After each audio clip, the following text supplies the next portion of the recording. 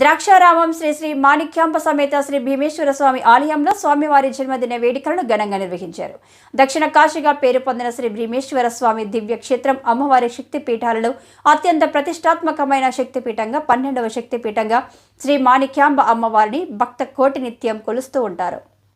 భీమానాథుని జన్మదినోత్సవాన్ని పురస్కరించుకుని సోమవారం మంత్రి వేణుగోపాలకృష్ణ పవిత్ర పుణ్యక్షేత్రం ద్రాక్షారామంలో శ్రీ మాణిక్యాంబ సమేత శ్రీ భీమేశ్వర స్వామివారి దివ్య సన్నిధిలో శ్రీ భీమేశ్వర స్వామివారిని అమ్మవారిని దర్శించుకుని ప్రత్యేక పూజలు నిర్వహించారు. నంది వాహనదారుడైన దేవదేవుని పల్లకిని కొద్దిసేపు స్వయంగా భుజాలపై మోసి మంత్రి స్వామివారి పట్ల తన భక్తిని చాటుకున్నారు. మార్గశిర శుద్ధ చతుర్దశి రోజున స్వామివారు సూర్య ప్రతిష్ఠ జరిగిన రోజును పురస్కరించుకుని శ్రీ భీమనాథునికి 108 బిందెల ఆవు పాలు, 108 బిందెల పెరుగు, పంచద్రవ్యాలతో అభిషేకాలు నిర్వహించారు. ఈ సందర్భంగా ప్రత్యేకంగా తయారు చేసిన బంగారు జాటా జూటం స్వామివారికి అలంకరించారు. అనంతరం నంది వాహనధారుడైన భీమేశ్వరుడు మాణిక్యాంబ అమ్మవారు పల్లకిలో ఆసీనులై పురవీధుల్లో గ్రామోత్సవంలో భక్తులకు దర్శనమివ్వగా ద్రాక్షారామం భక్తి పారవశ్యంతో పులకించిపోయింది.